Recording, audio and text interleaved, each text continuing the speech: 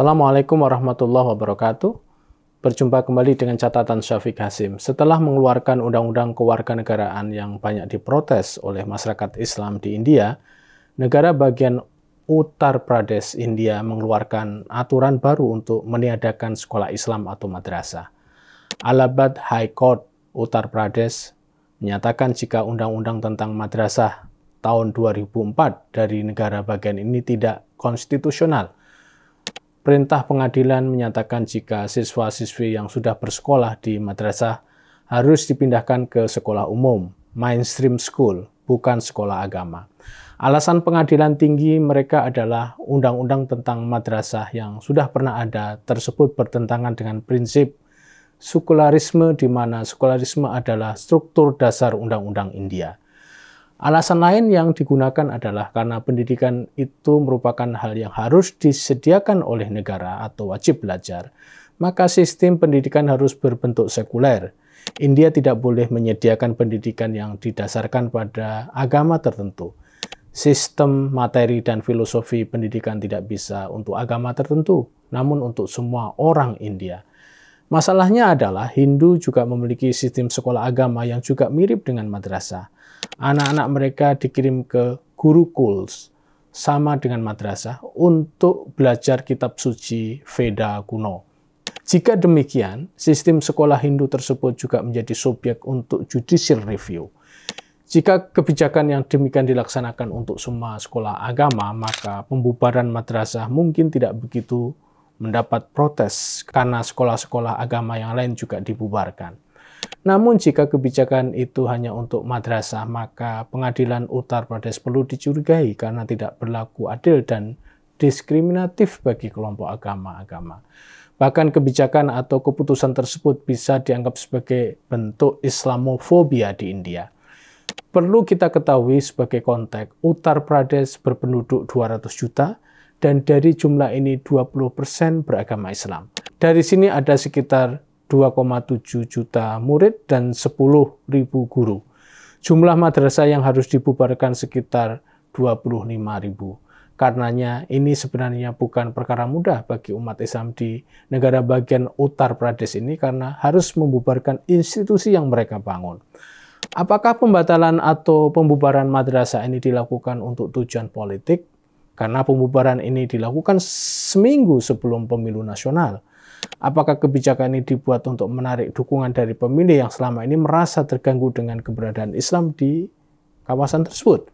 Saya tidak tahu persis masalah ini, namun pada awal tahun ini, misalnya Modi telah melakukan peresmian kuil Hindu kontroversial yang dibangun di atas reruntuhan masjid yang sudah berusia berabad-abad. Masjid ini konon sudah mulai dirusak oleh sayap konservatif India sejak 1992. Apakah pembubaran madrasah ini merupakan rangkaian dari upaya pemerintah Modi untuk memperkecil ruang gerak Islam di India atau memang merupakan hal lain? Ini harus kita lihat kembali. Sebelum pembubaran resmi oleh pengadilan tinggi, penerapan peraturan bagi pendirian madrasah memang sangat ketat di kawasan Uttar Pradesh ini. Sejak Oktober 2023, negara bagian ini menerapkan kebijakan bahwa semua madrasah harus mendapatkan recognition. Jika tidak, maka mereka mendapatkan denda 10.000 rupiah per hari. Selain denda per hari, madrasah-madrasah yang tidak memenuhi dokumen untuk pengakuan bisa didenda sampai 1 lakh rupiah. Pengenaan denda ini merupakan aturan yang resmi Uttar Pradesh. Sementara di negara bagian ini masih ribuan madrasah yang belum mengurus atau tidak memiliki the certification of recognition dari mereka. Sudah barang tentu banyak pengelola madrasah yang keberatan dengan pengaturan ini.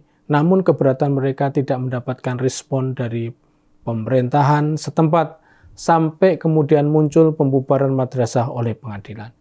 Tapi pembubaran madrasah ini tidak pertama kali terjadi di bagian Uttar Pradesh. Pada tahun 2020, 700 madrasah di daerah bernama Assam, India juga dibubarkan. Pemerintah setempat akan mengkonversi madrasah ini ke bentuk yang sekolah umum mereka. Atas pembubaran ini Modi dikritik sebagai anti-Islam.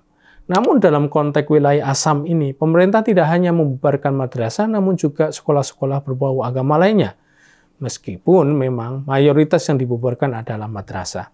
Namun Menteri Pendidikan India, Himanta Biswa Sarma, menyatakan jika mereka lebih membutuhkan dokter, polisi, dan lain sebagainya di kalangan umat Islam di India daripada imam.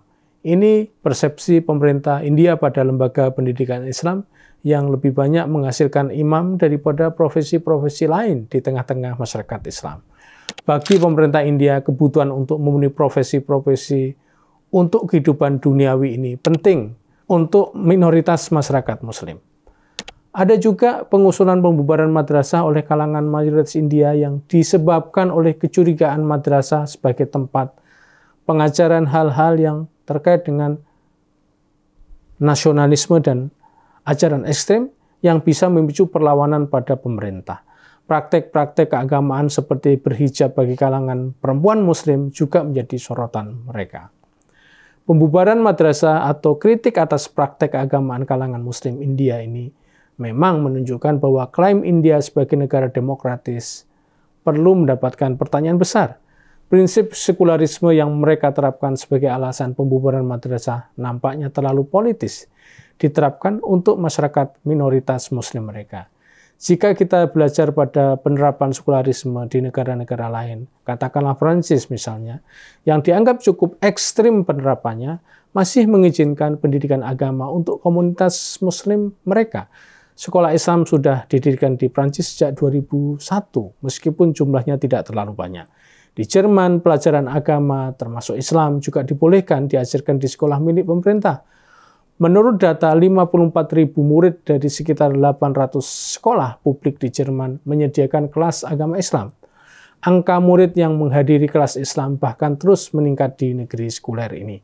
Apa yang kita belajari dari kasus penutupan madrasah di Uttar Pradesh dan negara-negara bagian lain di India adalah gambaran bagaimana menjadi negara mayoritas keyakinan tertentu mengatur minoritasnya. Meskipun konsep India merupakan negara sekuler, namun keberadaan pemerintah berhaluan nasionalisme keagamaan juga bisa mempengaruhi jalannya pemerintahan dalam mengatur minoritas mereka. Jika banyak aturan yang diskriminatif dan tidak adil pada minoritas, jelas ini akan menimbulkan protes dan reaksi-reaksi perlawanan yang berujung pada kritik atas pelaksanaan demokrasi dan hak asasi manusia pada mereka. India bisa dianggap sebagai negara yang diskriminatif dan tidak adil pada warga negara Muslim mereka karena membatasi kebebasan agama. Sebagai catatan, perlakuan negara mayoritas Hindu atas minoritas Muslim yang banyak menimbulkan kerugian pada minoritas ini bisa menjadi cermin bagi Indonesia sebagai negara mayoritas Islam untuk memiliki kebijakan yang adil dan tidak diskriminatif pada minoritas. Demikian, wassalamualaikum warahmatullahi wabarakatuh.